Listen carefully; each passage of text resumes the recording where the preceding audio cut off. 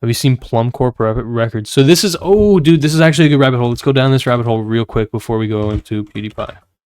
Plum Corp. Dude, I have not explored this even remotely, and so I want to do that right now. Long story short, Joji has separated from 88 Rising, okay? 88 Rising being a record label that basically was lifted high into the sky largely by Joji, okay? When he was transitioning from Frank, the filthy one, to Joji, George. Basically, he, worked with 88 Rising in order to swell up as much, of an organized kind of effort to promote his music, right? That was separate completely from the FilthyFrank brand. And they had a very mutually beneficial, seemingly, relationship, right? With Joji coming out with some bangers, beautiful music videos, right? Like Slow Dancing in the Dark, yeah. But even this is such a stupid ass song, but it's so fucking what a banger, dude. Like the music video too. It's like the closest I've seen to like almost like a Frank vibe, but a little bit more Taxi Driver. But yeah, goddamn, I love.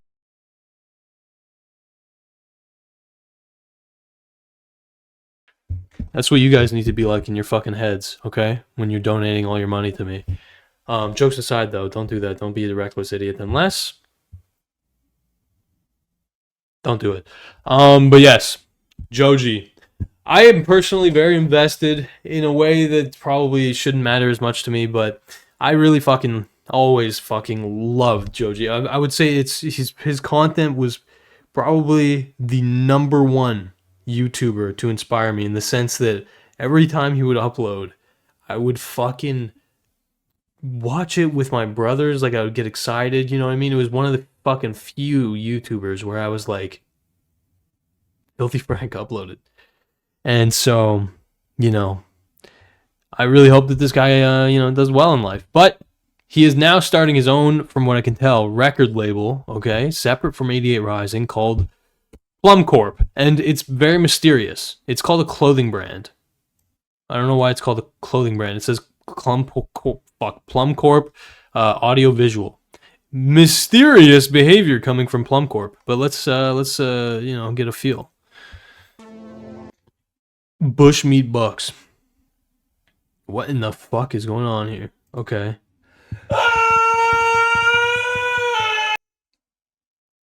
This is Joji's?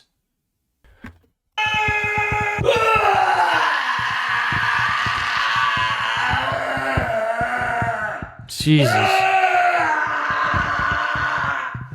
Is there a gun? What in the hell?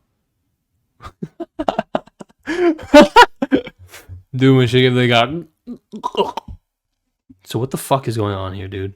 Okay, let's see. The steak has been dry brining for like 2 days. Australian Wagyu and picanha right here. Choice of ramen, I'm using this top ramen. Using some garlic somehow. We're gonna do 2 soft boiled eggs today.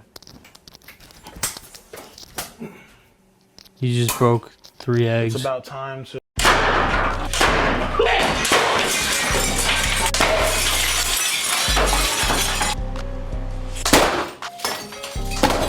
So they're just demolishing a home?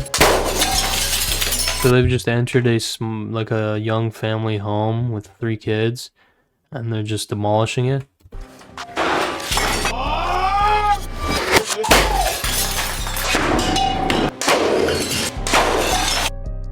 Okay,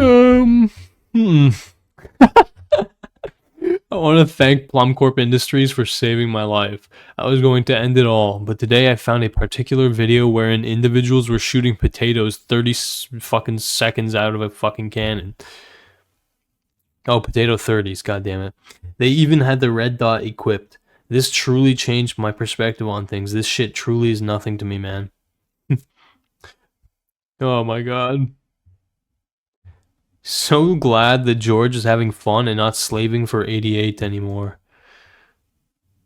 He left in 2022 and is now signed with Warner. Whoa. Damn. Is it connected to Joji, or is it just shitposting? Have you watched any of the videos? As I understand it, it's his official clothing brand that's being advertised. Then there's an undeniably similar style of comedy to Filthy Frank content, particularly the later stuff. The cameraman is 100% the same cameraman that Filthy had back in the day. How do we know this shit? Bro! Okay, let's see. Aquaman 4.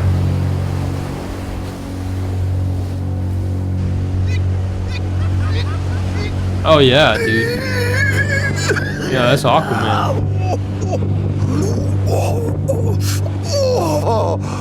What the fuck is this shit, man?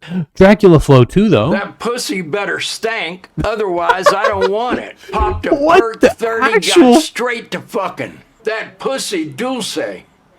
Smoking fentanyl, lace cereal milk. I see God. You know, it's funny because I think that this is actually... I don't even think this is like an actor or anything. I think that this is actually just the inside of Two Mad's brain. Like, this is literally what we were watching is Two Mad's brain communicating right here. Okay, I need to look up what the fuck Plum Corp is. There's definitely videos on this, okay? Well, we're going to clip chimp some idiot. Plum Corp. Oh, dude, no shot. There's multiple Dracula fucking installments. Oh my god, bro. This is a trilogy we need to watch. We need to fucking see this right now. Sorry, this is important research. Gassing, cutting straight to the bricks. Ha ha. This shit ain't nothing to me, man. We smoking runts. Shorty got a BBL, took that shit out because she couldn't run. I had to do it to them snipe. Dude, am I really like losing it? This is Too Mad, bro. This is literally the internal monologue of fucking Too Mad, dude. Holy shit. Holy shit. Alright, man. Alright, we gotta see Dracula Flow 3 right now. We need to finish the trilogy. Smoking that Whoopi Goldberg South Egyptian Fur Burger Deluxe Mega Million Scratcher Skunk Bubba Kush. That's fucking enough, man. Ugh. You can't expose people to this shit, man. This is literal nuclear waste. I'm sorry, chat. I should be doing a better job of protecting you. I didn't mean to fucking accidentally let an old man rizz you up like that. Okay? I'm the only one who's allowed to rizz you up, you motherfuckers. Oh my god, what an ugly fucking shirt. Look at this shit. Jeez. Bro, is this really linked to Filthy Frank? I don't know. Fucking expensive ass t-shirts. Hype. Mid as hell. Yeah, these are mid as fuck. Videos though. Let's see if some videos. Oh. Alright.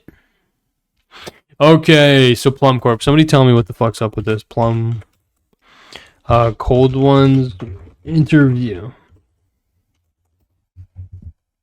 Oh, here we go. Okay, thank you. About 8 months ago, I made a fairly detailed analysis video on why Joji wouldn't be going on Cold Ones at the time of his last tour. And for the most part, I was right. But now, I have reason to believe that this November, specifically November 20th, Joji will be going on Cold Ones. To recap for our points from the last video I did on this, we basically said that they miss George and they would like him on the pod, but because of contracts, etc., they'd have to go through a lot of management to get him on the podcast. Aside the fact George basically never comes to Australia apart from his tours, where his time is very limited anyway. We'll touch on this point more later in the video, but they do still occasionally talk through DM. I spoke to George today. Basically what we're saying is there is no Joji podcast. But this is where things start getting interesting, because at that time, Joji gave Max and Chad Plum Corp stickers, which can be seen on the back of Chad's phone here. Holy shit, this is a rabbit hole, my friends. Do I give a fuck? Do I care? Do I care? I don't care. I don't give a fuck. Let's watch it anyway. We'll get deeper into what Plum Corp is in a minute, but simply put, this was Joji sharing to his friends his new brand, or whatever you want to call it, completely cut off from the 88 Rising label or Warner Studios. I repeat, completely separate. Yo, dude, look at this shit. This buddy's buddy,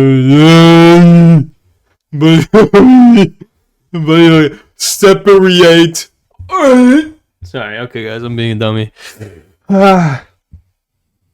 Okay, let's fucking watch label, this. or Warner Studios. I repeat, completely separate. All right, wait up. Detailed description of what Plum Corp is.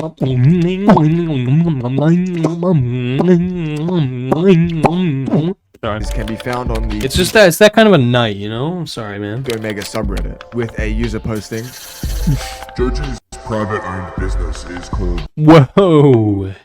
Joji owns Plum Corp. Plum Corp is his record label, subsidiary label, audio-visual label, concert visuals label, clothing brand, publishing studio, and his content creation studio.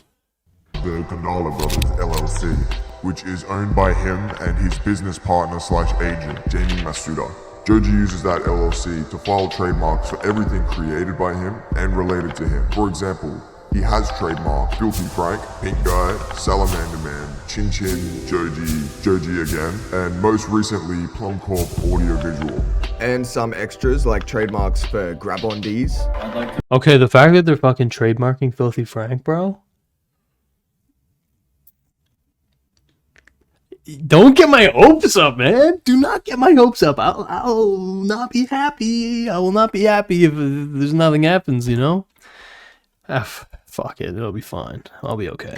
To officially announce that I'm opening a restaurant in New York City. He's opening a restaurant in New York City. It's called Grabondi's. Grabondi's nuts. So in short, Grabondi's. Yeah, that was good, bro. That was good. He's still a goof. He's still a little jokester. That's a good joke, though. Grabondi's. like a record label Joji started where he is free to creatively do as he pleases. And looking at their videos, it's not hard to tell it has Pink Eye vibes written all That's over true. it. Though he's That's yet to be seen on screen, it's very likely from his editing style and camera handling / zoom that this is Joji. I like it. It's like the most dog shit, like camera angles and stuff. But it's like, it is iconic. It's fucking awesome. Or at least someone close to him who's helped him film in the past with his old YouTube videos. This is a very smart move for him since it's detached from all of his Frank stuff and also completely separate from his celebrity persona. I mean, this dude deep fried dunks, like who the hell else would do that? Joji began Plum Corp in 2022. I'm guessing around the same time he parted with 88 Rising. Though 88 Rising is a sub-label under Warner Studios, his current label, it's possible that 88 Rising's restrictions on their artists is a bit stricter than Warner Studios. Fans had speculated for a while now that Joji wanted out of his contract with 88 Rising, and from an outside perspective, that seems to be what happens. Look at the way they Wait, why though? contract with 88. I think everyone here knows it's transparent by now that 88 Rising is probably limiting Joji's creativity, and hence why there's been a lack of promotion and dedication from Joji himself, considering we haven't heard a word from him. No interviews or podcasts to promote Smithereens. I mean, when you compare to Nectar's promotion and how in touch he was during that era, it really makes you wonder why he hasn't done the same with the Smithereens. I'm gonna... 88 Rising, and from an outside perspective, that seems to be Oh, wait up.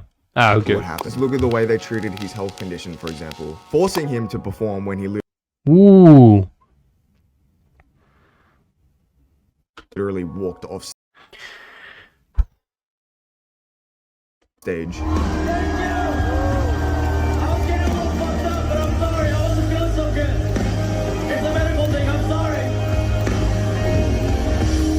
Of course, this medical thing he refers to is the same one mentioned in his Frank Exposes Himself video.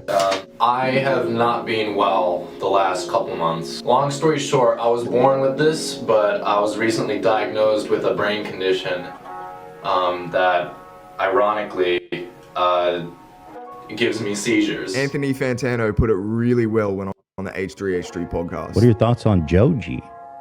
I mean, I generally think his music has a powerful presence to it. I think his latest project, he kind of phoned it in. I don't know what it. Maybe it was a contractual obligation thing. It was almost like an EP with some bonus tracks on it, sort of like being marketed as an album. But you know, every once in a while, you know, like Brockhampton, for example, you know, they had to end out their contractual obligations with a few records before they ended the band. I didn't know any of this lore about Joji. I'm actually liking this. This is fun. OMG, this is so sad. I didn't know he was sick. Yeah. Brain condition, yeah. Man. I think I have a brain condition like that. Shaggy's like, I'm shooting up. I'm shooting up every night. I think I have a brain condition. Tonight's a good night though. I'm fucking, dude. I'm learning that there's not a 0% chance that Joji comes back. So let's fucking, like I'm a little bit giddy, bro.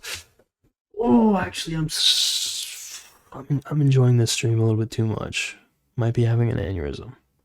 Might be in the middle of a manic episode.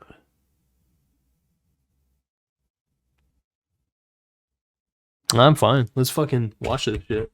And, the 2 records they just came out with didn't really sound like they had a whole lot of effort put into them. Kind of same thing with the Joji record, but there were some tracks off of it, like Glimpse of Us, which were really good. When looking back at the final lines of the song, he tells us that his many attempts ultimately amounted to nothing. I feel like Joji's always had a bit of an issue finding a balance between pleasing himself and pleasing his fans. Okay, this guy's using lyrics as evidence, and I'm very sus of that. I'm hyper sus of that, but I like the effort. It's funny, but yeah, it's very possible it's just not that deep, but we'll see. He's always wanted people to just enjoy the content he makes. Under Plum Corp, there's no expectation, no character. People aren't expecting serious, and in my opinion... Oh, okay, you know what? This is possible. I see it now, because it is totally possible that 88 Rising were like, you can't be a dumb fuck. Like, you can't just like upload shit that's just funny. You know what I mean? It needs to be like high production value, and it needs to be like high effort, because everything that was coming out on 88 Rising was pretty fucking high effort, seemingly. So yeah, this might be true. And most importantly, people aren't expecting Frank. And honestly, just as an observation, by the comments I've seen, nobody even wants Frank back at all. He's previously been restricted by his Frank persona, then later... Nobody wants Frank back at all? I'm fine with not having Frank back, okay? Rest in peace to a fucking, great show, whatever you want to say. I'm fine with that, yeah.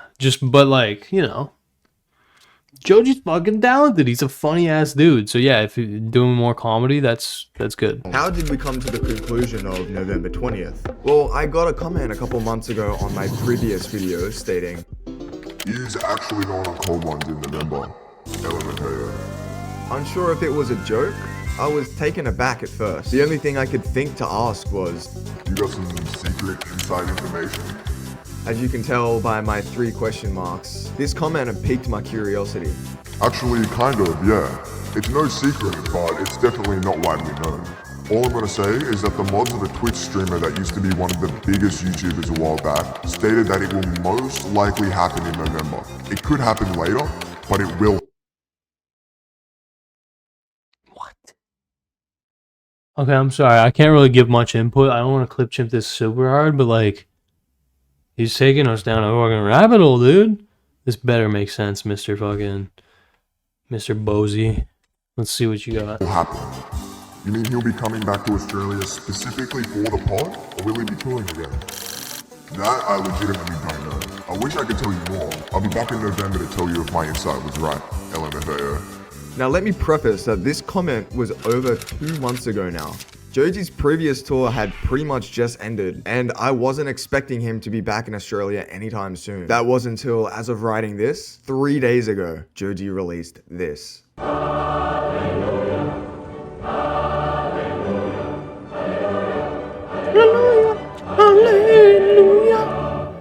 Taking a look at the timeline of events from Joji's previous tour, on February 10th, 2023, Joji finished his Adelaide performance, flying to Melbourne where he met and hung out with Max and Chad. Performing on the 11th, they watched Joji perform, then hang out for the night after the concert. Joji leaves for Perth to perform on the 12th, then returns to Melbourne for a layover, which we know happened because of what Chad said. And when he stopped back over here for his layover on the way, we had 24 hours with him. We hung out with him from the second he got here to the second. Like, we walked. He got on his plane. Yeah, we saw him getting in his car. Yeah. For his Pandemonium tour, though, if Joji finishes his Brisbane performance, flies to Melbourne that same night or early that next morning, from the morning of the 19th to the morning of the 22nd when he'll have to fly to Auckland, I estimate that Joji should have at least 70 hours in Melbourne if planned right. There is no way for anyone to have known such specific information without having either a very lucky guess or actually having inside information regarding this. Now, if Joji is going to do the podcast, my best guess would be that after his show on the 20th, they'll all celebrate by doing the pod and getting drunk, which leaves them with over 30 hours of hangover recovery. This is such a wild video because it's so not proof. It's really just not proof, but I love the hopefulness and I fucking embrace it, dude. This is a good video. This is a great video, but holy shit, this is hopium. And honestly, I'm here for it. Fuck it. And hangout time before he has to leave for Auckland. It's possible that, yes, maybe the video doesn't get uploaded straight away. Sure, we do have to wait for the video to be edited, but we might also have to wait for some contract with Warner Records to end before we ever get to see it. Hence why Joji's begun posting on Plum Corp fairly frequently as of late. Does Plum Corp exist to give Joji creative freedom? Or does the creative freedom he already have allow him to make Plum Corp? I used to think that Joji going on Cold Ones had everything to do with his contract and image. And though I still do partially agree with this, I am now also under the impression that a big factor into why he hasn't done this Cold Ones interview is because he's had no chance to do it. He's done many online interviews before. Hot Ones, Feast Mansion, Genius, Vines, Billboard, to name a few. But for the most part, he spends a lot of his time in America. And looking back at what Chad said earlier in the video, his choice of wording is very specific if you really break it down, saying, if we do get time. One day, or when we do get a week, or we do get actual time with them, we can be like, all right, let's hang out this night and then film a podcast. What I take from this is that he's allowed to do the interview. It's not that he won't do it, it's just that they didn't have enough time to do it yet. What? Whoa! That's crazy. It's almost like a ton of artists have fucking gone on to Cold Ones at this point. Cold Ones isn't some fucking niche little thing, honestly. Cold Ones is fucking successful, bro. You're not putting enough respect on Cold Ones' fucking name. No, I'm joking. He's not disrespecting them at all. But yeah, bro, Cold Ones is a... I'm genuinely taking fucking notes, okay? Because these guys are not stupid. Even though it's like a part of their job to look like actually fucking dumbasses. Like, look at this shit. This is the latest Cold Ones thumbnail that I saw. And I was gobsmacked for a good couple seconds at how absolutely brain dead Max looks in this fucking thumbnail. Like they actually almost like try to make him look fucking brain dead, which is hilarious. But yeah, these guys are smart. And, you know, beyond them, they have a smart team behind them. That fucking Scott guy, whoever the fuck else. And yes, so, like, I've genuinely taken notes from these guys because they are innovative as fuck. A lot about what they do is extremely well fucking done. All right? Whether it be the quality of their cameras, you know, they're like, you know, fucking cinematography. It's not necessarily that it's cinematography. It's more like just having the proper shit in place. Their set designs. This is beautiful shit. They're funny, right? They have good concepts, good ass editing. And this is all shit that I am trying to, you know, internalize and apply to my own fucking videos because I do plan on making videos in a similar-ish vein to Cold Ones in the sense that I want to have my serious fucking videos, like the, you know, more fucking commentary-focused videos, and then the goof-off videos that I can just pump out relatively, you know, often. And that is the case. Yeah, but beyond that, even like business fucking ventures, they have cool shirts. They have grog, you know what I mean? Like, this is really cool shit to me. Like, I mean, selling alcohol, sure, you can fucking criticize them for sure, but like the idea of actually doing it is pretty cool. Having your own clothing fucking line.